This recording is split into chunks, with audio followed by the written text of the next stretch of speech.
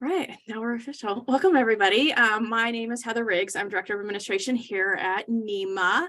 I want to welcome you to one of my favorite personal ones. Don't tell the other PAG chairs. Ask the Conservators, because I kind of geek out on this one. I don't know what it is, but I think it's really cool. Before we start, I would like to turn it over to Scarlett to give our land acknowledgement. Good afternoon, everyone. Virtual spaces cannot replace the lands that sustain and empower us. NEMA recognizes that our organization, along with those of our members, were founded within a colonizing society, which continues the exclusions and erasures of many Indigenous peoples throughout New England and beyond. You can use the Indigenous Peoples land map to find the land that you're zooming in from. I'll put the link here in the chat. Come say hello in the chat, ask questions, and I'll turn it back to Heather. Thank you, Scarlett, for that. So on this one, if you have not been to one of these, it is definitely ask the expert type situation. So feel free to either unmute yourself, raise your hand, type it in the chat. I did receive some submissions in advance and stuff like that for questions about furniture. So I'm actually going to turn it over to the furniture expert of our Conservators PAG, Barrett Keating, if you want to kick us off. Hi, welcome everybody. I'd like to start today by explaining a little bit about the role that Camille and I do in NEMA as the PAG co-chairs. NEMA is a community of museums and the professionals who work in them. Camille and I feel our role as PAG co-chairs of the Conservators group is to build a bridge between the museum collection staff and the volunteers or conservators who treat the objects that make up their important collections. We believe our goal is to help educate museum staffs with the latest preservation and conservation treatments to help them plan for and eventually safely treat the important historic objects in their collections. That being said, these bi-monthly Ask the Conservator events are a forum for all participants to share any feedback they may have. So please feel free to join us in the discussion at any time. So my co-chair of the NEMA PAG Conservators group, Camille Myers-Breeze, began her conservation career in 1989 at the Textile Conservation Workshop in South Salem, New York. After earning a BA in art history from Oberlin College, Camille then received a Master of Arts in Museum Studies, Costume and Textiles Conservation from the Fashion Institute of Technology. She spent 5 years in the Textile Conservation Lab at the Cathedral of St. John the Divine in New York City before moving on to the Textile Conservation Center at the American Textile History Museum in Lowell, Massachusetts. In 1999, Camille founded Museum Textile Services as a full-service textile conservation studio serving museums, historical societies, and private collectors. When she's not treating magnificent and important textiles for museums, institutions, and private collectors, Camille can be found doing nonstop maintenance on her 330-year-old home, the historic Stephen Blaisdell House in Andover, Mass., or in her garden with her 3 cats and 7 chickens. Our special guest today is a good friend and colleague, Michael Podmaniczky. Michael grew up in Essex, Connecticut, where he began his woodworking career as a furniture maker and boat builder, which eventually included the roles of foreman and vice president of the William Cannell Boat Building Company in Camden, Maine. Michael then attended and graduated from the prestigious Smithsonian Furniture Conservation Program and became the furniture conservator from the Winterthur Museum in Wilmington, Delaware for 21 years. Michael was also an adjunct associate professor in the art conservation program at the University of Delaware for those same 21 years. He then moved across the pond to be the head of the furniture conservation and historic furniture making program at West Dean College in England. Missing his native cod cakes and beans on Saturday nights, Mike chose to return to the States and semi-retire as an independent craftsman in Salem, Massachusetts, where he's now able to keep close tabs on his favorite Boston sport teams, the Red Sox, Celtics, Patriots, and Bruins. It's an expensive package. Welcome, Mike. What can you tell us about your start in the business and how you got the love and the bug for working with wood? Oh, well, okay. Those are 2 questions there.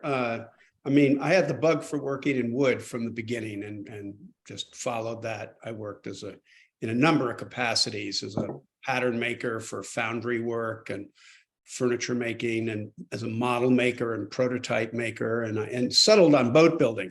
But when that wore a little thin, I was also interested in historic preservation and conservation. And I was really fortunate to know a few conservators in the field that I talked to, and began just doing it on my own. I know what that sounds like, but I knew that that really wasn't the way one should go. And so I started reaching out. I'll be honest, I looked at the Winterthur program, but my academics were not at that time good enough to go. And so I talked to my friend Mark Williams, who some of you may know, and we spent a lot of time chatting about how someone like me, with a lot of experience, a lot of hand experience, bench experience, materials experience, could get into conservation. And we just imagined a program that would allow someone to keep working as a professional woodworker, furniture maker, whatever, instrument maker, and yet do studies that would bring you in, and the kind of academic work you would have to do. Well, make a long story short, Mark was shortly thereafter hired by the Smithsonian to set up a program in Washington. And it just so happened to be that which we had designed over beer and cigars. And I was fortunate enough to be accepted, and I was hired at Winterthur at the same time because of my hand experience and the fact that I was involved in this program. And over the course of the first couple of years at Winterthur, I worked my way through the program at the Smithsonian. And then, like Venus on the half shell, there I was. Great story. Great story. Yeah. I love the part of it about how so many of us started out with the hand skills and the experience, and then learned the chemistry and the other things that were so interesting about mastering the craft of finishes and glues and wood. And so I sometimes today I lament that I think things are a little book heavy, and they think they can teach the hand skills, which I don't understand that, but I guess that's today's world. So I relate to you a lot. And Camille, how about you? What was your start that got you loving textiles and furthering your education to becoming a conservator? I found art conservation when I was a freshman in college, because my college has a conservation lab. I should say had a conservation lab, even had a training program at Oberlin College. The lab was paintings primarily, a little bit of textiles. So I must have been introduced to it during one of my art history classes. I don't remember that moment, but I thought to myself, I could probably make a living as an art history major if I go into art conservation. Oh, a living. And so I pursued that and found a textile conservation laboratory close to my mom's house, and was able to intern when I was 19. And I knew immediately I wouldn't have to shave my legs. I could wear outrageous earrings. I could do all these things that seemed really important when I was young. So I consider it my most enduring relationship in my whole life, other than my sister, is the fact that I found my career as a teenager, and I don't plan to go anywhere else. I will maybe not die on the bench, but I will, volunteer at a museum till my dying days. So those leg hairs. If I could just interject on the Oberlin note, I went to Kenyon. Oh, wonderful. Kindred spirits. Yes, all the Western Reserve. Yes, indeed. Very good. Very good. Well, I see we have a good lineup today of questions. So maybe we should get into those for anything you'd like to ask that has to do with wooden furniture or wooden objects, which Mike and I special in as a discipline. And shall I read you one of those? Camille is the expert in textiles, so don't be shy to ask her anything either. Yes, feel free, Camille. That'll be great. Okay, I've got the list of questions that have been submitted ahead of time. Okay. This is an interesting one. We have 2 pianos with at least 1 weak leg. How do we best support them before engaging in more invasive preservation? Put the bad one on top of the good one. No, 2 words, sawhorses. I Now, don't- each piano has a sounding board, right? What if you were to accidentally put the sawhorse in the wrong place? Would it impact the playability? I'm not sure if these pianos are playable though. Yeah, is our questionnaire online? Yes, I am. Can you Oh, hear me? great, Yeah, great. I asked this question and we're not sure about one of them is playable because it's got a lock case and we can't even get a locksmith to open it. So Okay. the other one is very large, like, very big Victorian pianos. And it has, sorry, no, it's a medium size. It's a mid-Victorian piano. Yeah, And the one that we can't get into is huge. It's like a big box with the top that flops down. yeah. And right now we've got that weak leg supported by a stack of milk crates Ooh, on that corner. Shape of leg, What's that? Sorry.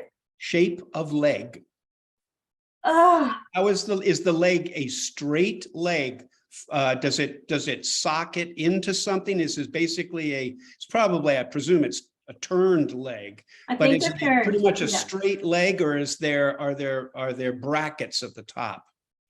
I have to get underneath to see, to be honest. Oh, no, you'd see it. I mean, if there were brackets, you'd know. So if you don't immediately say, oh, yes, it swells out at the top, it probably doesn't. I It's don't see any probably swelling at the top, no. It's probably a fairly straight leg. Yeah. And my first reaction when this came by me was, oh, yeah, put a sawhorse under there. But then on further thought, and also being prompted here, is that you could impinge on a soundboard below or on some workings there. What I would suggest is a sonotube. Okay. That is the right, that the leg would fit into and cut, a half inch longer, quarter of an inch longer than the leg. Now that means you have to get the piano up to get this around it. But if that is not practical, then what you can do is cut a slot and basically have 2 halves of a sonotube that can be sandwiched on either side of it while the piano is lifted up just a little bit off the floor. Yeah. And then wrapped in packing tape, tastefully. Yeah. So that would take the weight of the piano and the leg would just sort of be within inside that until you get it properly taken care of. Yeah, that's the big question, but the next question is how to take care of these. And yeah, right now we don't know. Well, I mean, I think what you want to do first is just to be sure of how that is fastened. They're very often screwed in place with a big wooden threaded dowel, heavy one. Okay. Or sometimes there would be a metal fastening. I mean, it may just be loose from that standpoint. If it is actually permanently installed and it's because there's a glue joint that's broken, well, that would also lead you in a direction. But I think you really need to be able to get the piano up off the floor. Yeah. So the leg is not sitting on the floor and taking any of the weight, so that you can fiddle around with it. Okay, yeah, we got lots of manpower here. We've got a maintenance crew and we've also got tubes, I suspect, so, okay. Yeah. Oh, look at that cat. If you hear a bird tweeting in here, it's not a bird, it's the cat with the play toy. So I apologize in advance. But you want to be able to get to that leg, without any weight on it. And that's, that can be with a long 2x4 and some things piled up just to take the weight off that corner so you can feel how the leg is and try, screwing it in. Just take it and give it a twist as if you're tightening it in. Okay. That might take care of everything. Of course, it might not, but that'll get you started on what needs to be done. Okay, great. Thank you for your answer. Sure. Well, Barrett? we may not all have pianos, but I would love to know, and so would some of our attendees, a general maintenance recommendation for antique mahogany furniture, other fine furnitures that have a finish that we're used to seeing in our historic buildings. Yeah, so I like to say, less is more, obviously, in conservation. And I always recommend for somebody that's not a trained conservator, if you want to clean something, probably the least deleterious material you can use is a very mild soap. So I always say, just a drop of dishwashing detergent, Dawn, and just one drop in a pint of tepid water, and then test an area that's not on the top of the table, because there are some finishes that are so compromised that even water will take them off because they've lost so much of their ingredients, their essential integrity. But just test down low on the table or whatever the object is, and with a Q-tip, and see the dirt is usually grayish, blackish color. If you see the exact same color as the finish coming off on the Q-tip, then that's not a good sign. It means either your finish is coming off, or sometimes it's an oil that somebody's rubbed on that has that same exact color. But if you do successfully get some of that nice grayish black dirt to come off, then you might want to proceed cleaning the legs from the bottom up with some cotton balls, just barely moist with that very simple soap solution. And you don't want to get the surface really wet. You just want to break up the attraction between the dirt molecules and the finish layer. And then after you've done that, and you maybe 2 or 3 times, and you notice you have 90% of the dirt off, don't ever try to get 100% off, because you're not going to get it and you'll end up ruining the finish. You then need to clear that soap off. So you want to take some distilled water that you can get at Stop and Shop, and do the same thing. Your cotton balls barely wet with distilled water, and that's called clearance. And you're going to clear all of those soap films that you just used to remove the dirt layers. And again, very almost dry cotton ball. And your object is to dilute that soap layer that's left, any residue, so that you end up with just the finish and no soap layers on it. And after that, I'd recommend putting a good paste wax on it, which is a combination of beeswax and carnauba wax that's in a color that's preferably a little bit darker than the piece. And that's the best you can do. That's going to keep dust off of it, unless it's a horizontal surface. And you shouldn't need to clean the piece again for many, many years. Yeah, I would add maybe a stage in there. It's not critical, but you'll find, I mean, obviously there's many kinds of soil and accretions on old furniture. Some of it is greasy, some of it is not. And what you want to do is use a solvent, in effect, for what's there. And as Barrett says, I mean, water can be quite an aggressive cleaner, but not in the case of what we're describing here. They're on a pretty tough surface, and so I would go along with the same thing with what Barrett described, and then I might alternate with very mild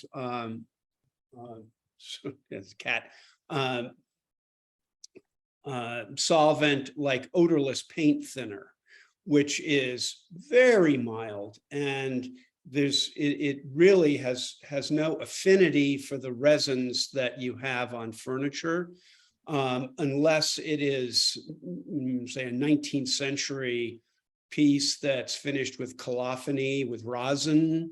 But if it is, that finishes in a lot more trouble than just dirt on it. So you're really safe with odorless paint thinner to like alternate with the polar water and surfactant. So again, just barely moisten cotton balls with that to get off other material that the water might not take, get that done. And then as Barrett said, really good furniture wax is all I ever recommend. None of the other things, none of the proprietary things that are out there. But Minwax makes a good one. You can get it in a couple of colors, as he says, something close to the color, if not maybe just a little darker than the finish there. And that has turpentine in it, which is maybe slightly more aggressive than the odorless mineral spirits, but it's not going to hurt the furniture. And but that will also be one last little bit of cleaning action when wax is patted out on there, allowed to dry, and then buffed off. And that leaves a surface that is not charged at all because of the wax, and dust does not have an affinity on that. Now that doesn't last very long, but that's one of the positive things. You'll suddenly realize that dusting is easy because dust doesn't stick to the surface. Questions? Okay, next. We have another question that has to do with finishes. This is a fascinating one. This person has natural history specimens that are standing on varnished bases, and the varnish seems to have interacted with some aspects of the skins or their curing. And this person wants to create new bases that do not have this issue. That's Barrett's the one to talk about that. Dead things in museums. Yes. We did that already. Oh, this ties in though. Yeah.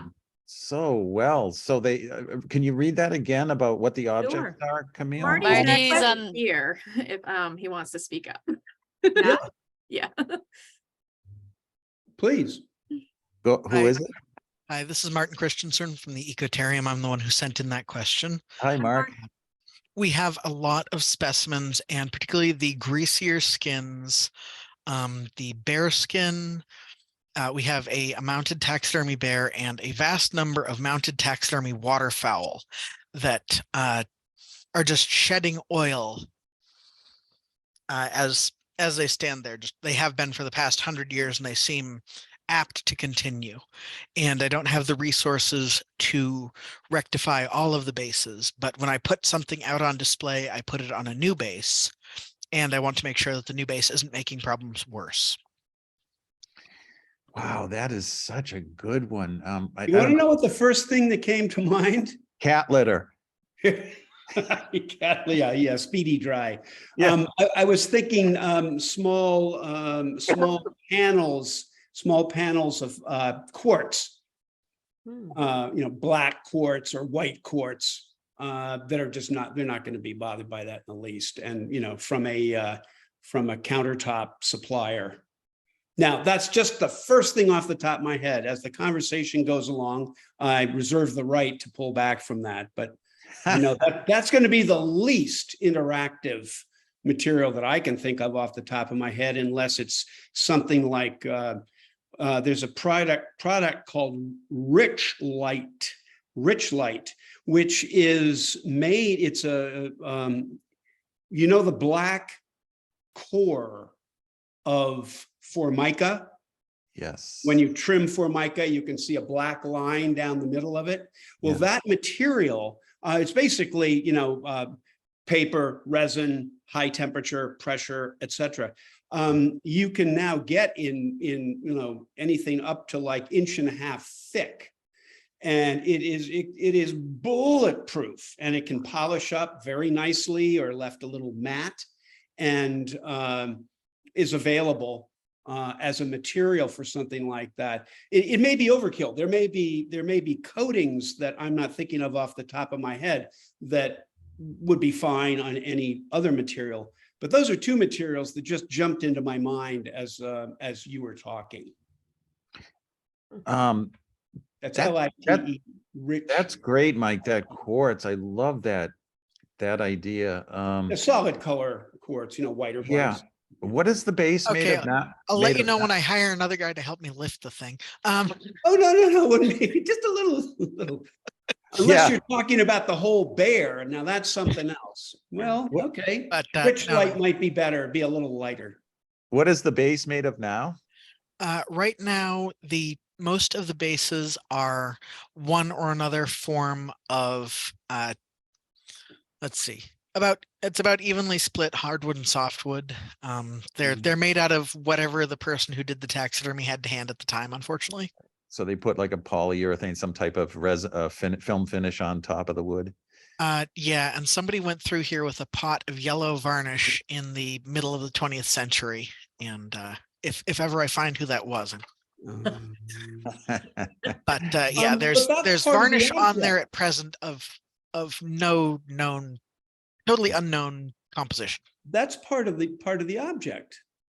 Now, one could argue both sides of that, I think. But if you felt very strongly about that, then perhaps you need to have a piece of 1/4 inch, I don't know, Lexan, glass, whatever, just as a barrier between the two, so you could keep that original mount. It obviously, you'd have to have it drilled out to take mounting pins and what have you. But that'd give you something that would be, easily cleaned, and you'd keep the original base. Yeah, I agree with that, Mike. That could be part of the what we call a teaching moment. You could actually incorporate that into the write-up on the object, that it's giving out this oil that's part of its origin. You may want to contact the New Bedford Whaling Museum. They have a huge whale skeleton in their main lobby that has been dripping oil for years and years, and they can't stop it. It's just so much of it, of the sperm oil that's in the exoskeleton. And I don't know if it's just a janitor mopping it up, but it's always there. I've been to the New Bedford Whaling Museum, and they have a bunch of different solutions. Right now, they have a kind of Lexan basin under it, and it runs off into a spout that puts out in a beaker off to one side. Really? Love it. That's a lot. Do they sell it? Do they sell it in the gift shop afterwards, or? I don't know, but they wouldn't let me taste it. So This that's brings great. to mind also that you might evaluate your storage solution. It could be that something you're doing while the pieces are in storage at rest makes the problem less egregious when they come out. Something like something absorbent, like you were saying, not really kitty litter, but I just wonder whether something like cotton around where the base and the object interact, that was benign and present in storage, removed for exhibition, would perhaps buffer the object's desire to give off this liquid. But I don't have any experience in that. What do you think about that? Or Marty, what might you be doing now in the storage facility, like with temperature and humidity, that might mitigate this a little? So storage for natural history specimens is kind of a nightmare, because all of the specimens have their own ideal ranges of temperature and humidity. Yeah. So basically, we're keeping things at 50% relative humidity and 65 degrees to keep the most of them the happiest as possible. And that's really what you can do, right? So, well then, and that's relatively more stable, a little bit more stable than your display spaces, right? Do you find that it's just, does the rate of seepage change when you take it from storage to exhibition, or is it mostly the same? So the rate of seepage stays pretty much the same now that we have a climate controlled building that we moved into relatively recently, which is to say 1971. A lot of our specimens are up to 100 years old. So they experience temperature and humidity fluctuations prior to moving to this building that, there's sort of some historical issues. But going forward, I want to return to my original question. Going forward, can you think of any if I were making a new taxidermy piece, going forward, and I wanted to minimize the amount of interaction between the varnish and the piece and not have this hideous varnish interaction that has happened with some of our pieces. Like I was mentioning, the 20th century, varnish. Can you suggest any really stable varnishes or other finishes? Okay, Marty, can you I tell mean, me what is the hideous varnish interaction that it's having with the seepage? So what- again, it's different as per different specimens. The seepage is the most noticeable one, but somebody literally slapped this varnish on every surface that would support it. Right. But what's your But main is it- issue? but Is it's- your main issue visual that there's just, The main issue for new pieces that I want to create is I want to have, there's this sort of frying effect almost. The hair underneath, let's see, I did a groundhog for Groundhog's Day, and the hair on the underside of the groundhog had this sort of frizzled effect almost that appeared to be some off-gassing or something from the varnish underneath had embrittled the hair, had the off-gassing from the varnish had embrittled the hair. I wish that I had brought the groundhog so I could be like, look. But the underside of specimens seems to have been like fried by some element of the varnish or the wood. I don't have any idea what happened, because Okay, so If I could go back to restating this, then my first impression was that you were concerned about this seepage coming down, landing on the base and Yes. disturbing the finish on the base. that's what I thought. That's what I heard. And the question I thought was, okay, how do we keep that from happening? And then we started thinking alternative bases. And there are various varnishes. There are conversion varnishes. There are catalyzed varnishes, lacquers. There's lots of things that you could try samples of, and it sounds like you can collect this stuff, this oil, and put them on there to give it some testing. But it almost sounds like what you're asking for is an alternative to the ugly varnish that was ugly on its own, that was put onto everything, that when you make a new base, you want different varnish, not so I'm much. sorry I got so far off in the weeds. Yeah, I'm not exactly sure where the problem is. Barrett? Yeah, and what I heard, I agree with you. I thought it was a seepage problem, and I didn't know if it was a visual problem with the seepage on the varnish, or if it was actually interacting and breaking down the varnish. And then the last thing Marty said was now it seems like he's talking about off-gassing coming out of either the plywood, whatever these bases are made out of, or the finish. And that's a separate issue. If you need some sort of barrier if you're worried about possible off-gas. Sounds like they've been around for a while, though. I mean, yeah. Unless it's a formaldehyde issue. I was wondering about that too. Fairly recent base used with old materials. I mean, there shouldn't be that kind of off-gassing. I mean, after 10, 15, 20 years, that shouldn't be an issue. There shouldn't be off-gassing coming out. If I may step in from the perspective of the taxidermy, and then we do have a couple other questions. Your objects are naturally acidic. They're animal products. So if you are having a reaction on the fur from the varnish on the base, if that's what it is, we should do some further exploration about what is most likely to have off-gassed, something either highly alkaline or some other end that is most likely to have impacted the fur, and that could lead us to determining what the varnish is. But in the meantime, I know it's super ugly too, but you can consider storing them with a collar of Mylar, just as a barrier if we really do have upward, convection of some kind of, off-gassing thing, some VOCs. But we'd be happy to follow up in an email with you, Marty.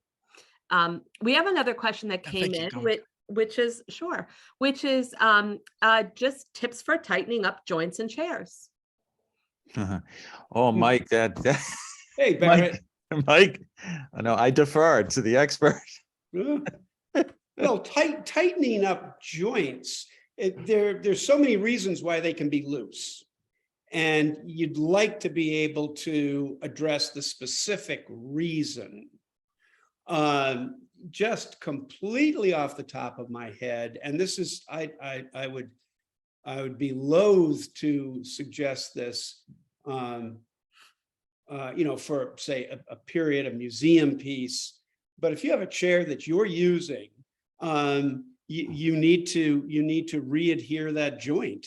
And there are various ways of putting glue into a joint with a hypodermic syringe through little cracks around the tenon. Can it come apart? Is it pinned? Is it draw pinned so that you can't get it apart, but that it's worn enough that that draw pin is not holding the joint together tightly? There's a lot of things.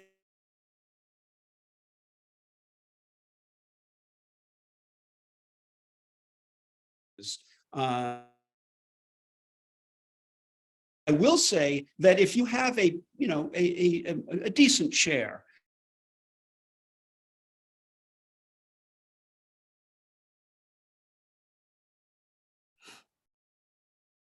rather than PVA or certainly not epoxy or Gorilla Glue, whatever. If the hot hide glue is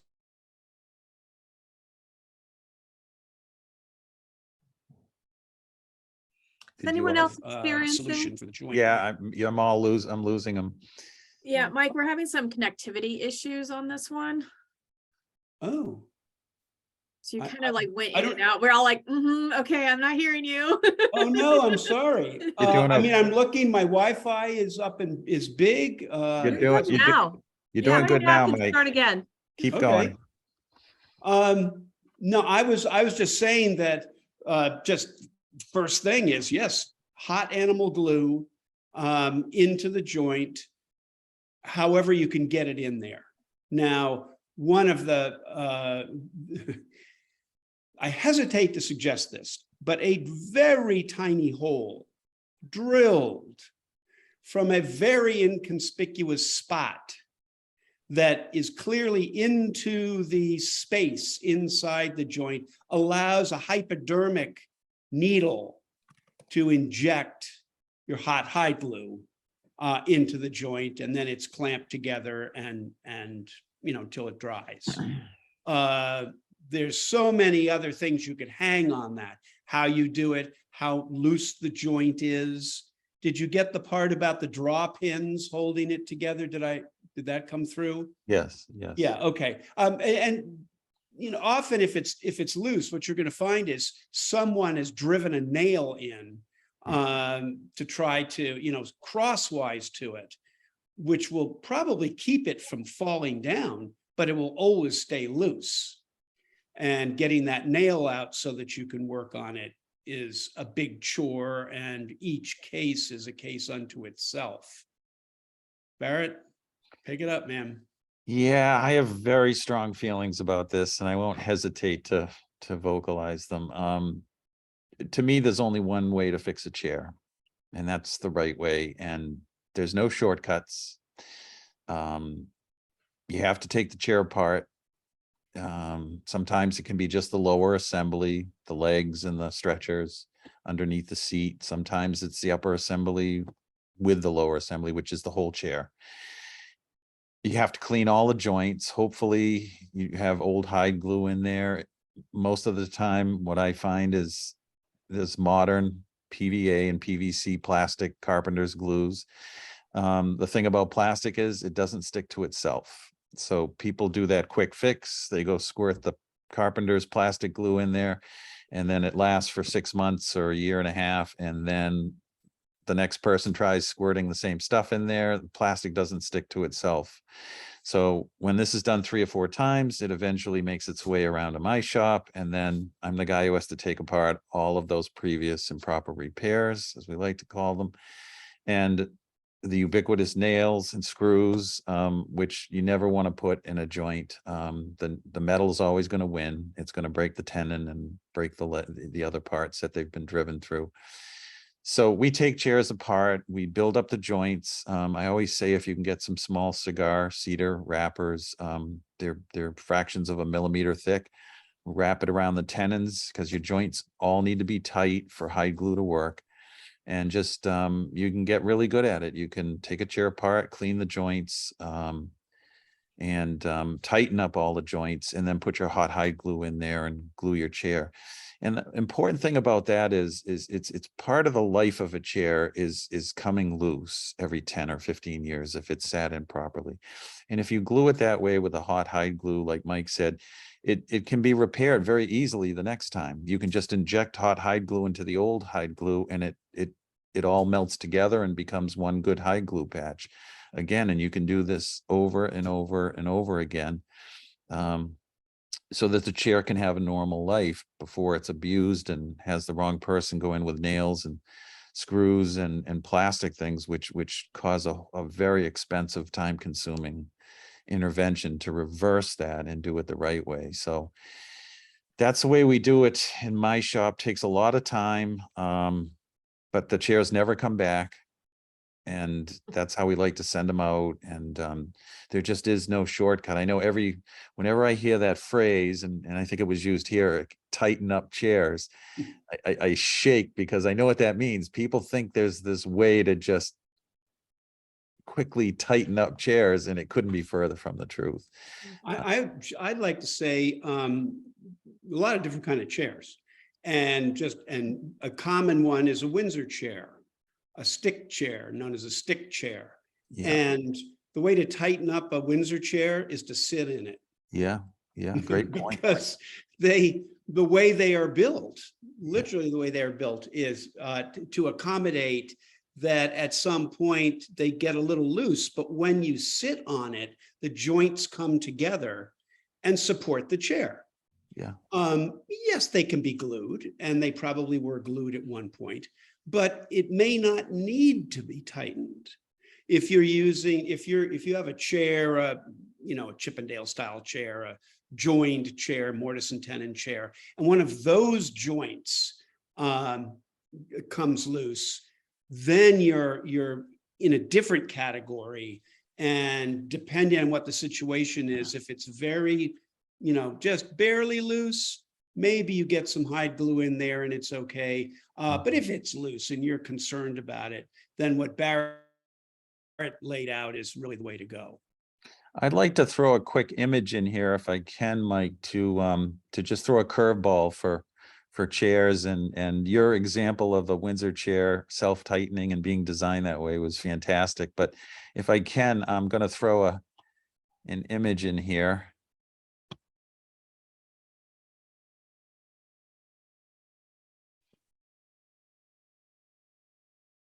Let me go to share screen. And While Barrett's doing that, I want to remind you guys that apparently cigar smoking is very key to furniture repair. yes, They came up twice. if you come away with one thing today, we want to make sure that gets through. Did this image come up? Yeah. This is a horn chair. So, people think chairs are always wood, and the problems that you encounter are always wooden joints. But in fact, this was a very popular chair style that started in about the 1870s and ran through the 1920s. And they were made from Texas longhorn steer horns, and of which there was an incredible inventory that made its way to Chicago and Boston and Leominster and all these other places that became big centers of this type of furniture, because there was a big Western craze during that time, and so people loved it. But we actually had to tighten up one of these legs. Had come loose, and you can see on the underside here. Does that show up? Mm, The new photograph? No. Still the first one. Okay, I'll go back to, let's try this. Let's go screen share, and how's that looking? Oh, yeah. So you can see how these horns, they just, they took a big hub of wood on the bottom, and then they just pared down or chiseled down some nubs to fit into the wide end of the horn. And then they just had these very aggressive nails, almost like a heavy upholstery nail, that went through the horn when it was new. It's keratin. It's a sort of a fibrous protein is what the outer shell of horn is. And so that it would nail nicely and make a nice tight fitting. But over time, this chair unfortunately became,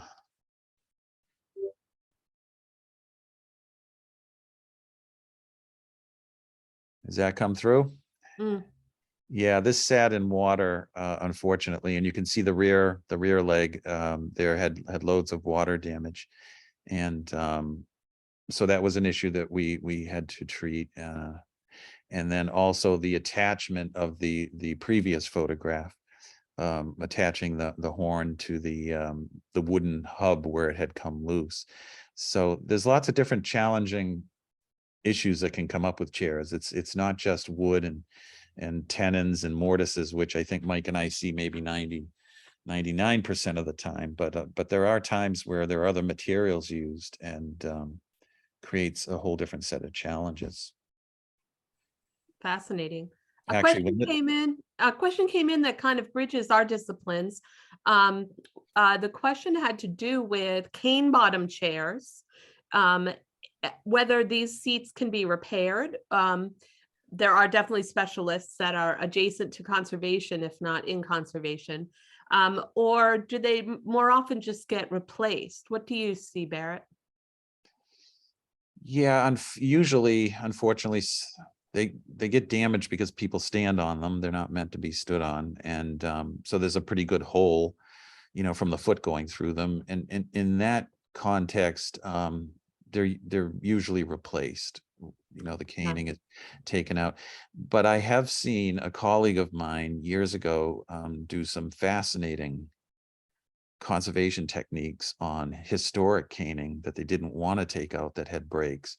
And they used some very unusual high-tech techniques to put supports that you couldn't see underneath the broken cane pieces. Wow. So you never would sit in this chair again, but in a museum environment, it looks like the cane or the broken cane was all put together. So yeah, if you have a conservator's, type of thinking, there's nothing that can't be done, Right.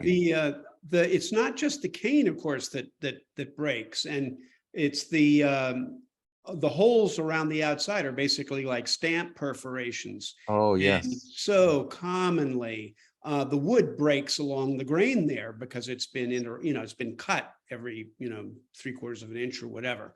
And so that particular issue, it's not too bad if it's a fresh new break, but I'm not sure I've ever seen one that was a fresh new break. It's usually something that is broken in the past, been loaded up with some vile glue, not properly positioned, Yes. when it was put back together again.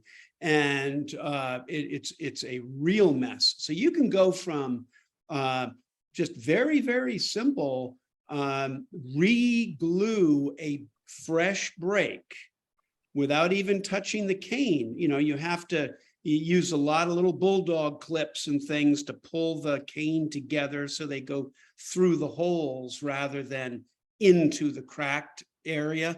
But you can get it all lined up and then inject glue, clamp it together, and it's as good as new. Go all the way from there to a point where it's been repaired any number of times before. The cane's been replaced before. It's a total mess. And then you just have to, bite the bullet and take it apart and rebuild that edge with the holes in it. So it really does depend on the job. I mean, I had students in England do techniques like Barrett was just talking about, where it's a historic cane, it's a special dimension that we don't see today, or the cane is holding a lozenge in the middle of a caned back, for instance, and just doesn't want to be disturbed.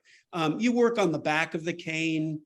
All conservators know about hours and hours under the scope, and adding support behind, gluing, bringing it back to looking good, not something to throw yourself down in, but certainly good enough for display. Yeah, like painted strips of Tyvek can Behind, right. act like all sorts of seating materials, and you apply them from the back, but Yeah, you need a grant for that. We have about 5, maybe 10 minutes left, and we're going to address a big question that came in from the New Hampshire Historical Society. We won't get to all of it, but I'll read it for you. The New Hampshire Historical Society was gifted a collection of furniture and tools, including chairs, rush, split ash, and plank seats, chests of drawers, tables, woodworking tools, that's so fun, planes, squares, gouges, etc.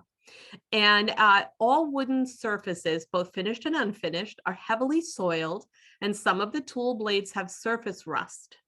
What is the best option to clean off the adhered, caked on dirt and debris? We've addressed that somewhat. And all of the objects were fumigated, FYI. And they've already tried vacuuming, which only captures the loose surface dirt, the loose accretions. So we've got sort of a pretty wide open question. Why don't you gentlemen jump in and address whatever we can in our remaining time? Go ahead, Mike. I'll give you this one. Well, they're starting correctly, and we all know the protocols for vacuuming, a padded wand with cheesecloth over the end, so you don't suck up any materials of the actual materials, and getting the chunkiest stuff off first, and then going to working the surface with a brush of an appropriate stiffness to start to dislodge some of that dirt. Keep going with that, maybe a little bit more aggressive, keeping a close eye on it. Optivisors, I just never take them off on a job like that, because I want to be able to see that surface and see if I'm, being a little too aggressive. But vacuuming to start with as much as possible. And then, it depends. Is it finished wood? Is it unfinished wood? If there is if there's a varnish on there, then you start bringing it by stages to the point where you start to clean it the way we described it before. If it's unfinished wood, that's a little more problematic. It can be dealt with as we described, but it's got to be much more restrained, because you don't want to leave wet tide lines. You don't want to perhaps saturate the surface with a color that should not be there. So that's a pretty dicey sort of thing, but it can be, if it's unfinished wood, that's a whole nother category. Go to number 37. If it's finished wood and the finish is in reasonably good condition, okay, go to number 2 and proceed down that path. There's no one way to do it. Barrett? Yeah, I agree with Mike. I do have pretty strong feelings about tools. I've seen old woodworking tools.